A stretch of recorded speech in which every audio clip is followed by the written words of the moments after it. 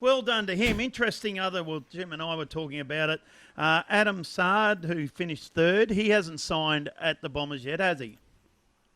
No, he hasn't, and there's some really nice offers, multiple offers in front of him that are better in terms of term, the length of it, and also the money attached to them that Essendon to this point have not yet matched or gone near matching. So they've got a bit of work to do. They certainly want to keep him, as they do Joe Danaher, Bill, but he has been exploring the market for the full year since he declared publicly he wanted out last year, and I still expect that to go down the path. The unknown, though, is, and I still cannot get a read on this, is if the Swans are still as keen as they were this time last year. Yeah, we do. Look, we did touch on the Bombers a few moments ago, and we did talk about Danaher and the potential exits.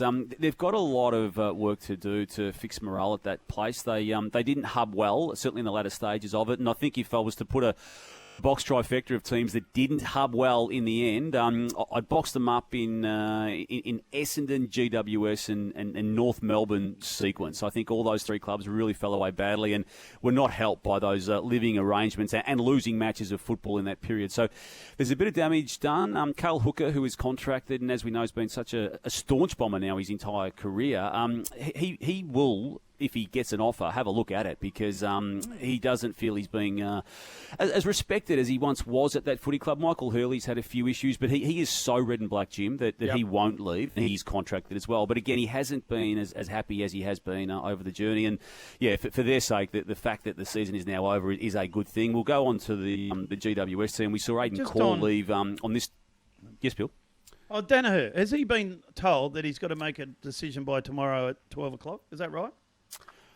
Oh, he hasn't been told that, but if I'm Essendon, then I'm asking for that decision because of the way that the exit meetings are happening, and the clubs have to get out of these hubs inside 48 hours of the final game. And I'm in a hub with a Carlton footy club, and they're even exiting today. I've seen a few bags and taken down to the foyer area, so they're actually getting out 24 hours effectively after their last game. So, yeah, they'll need to know, Bill. I mean, the contract runs until October 31, but they'll need to know pretty soon. And he's been mucking around for more than 12 months on this now. He's entitled to tell the club. But as I said before, I'm just not reading strongly that the Swans are still going to be there as they were, this time last year for him. The Giants are just a mess, aren't they? Canelio came back into the team, and it was okay personally, but it was only okay. It didn't impact anything when it came to the actual outcome of the game. And Aidan Cole left last week and was escorted out of the hub. Zach Williams has today confirmed what the industry's known in the trade space for a long time. He will seek free agency.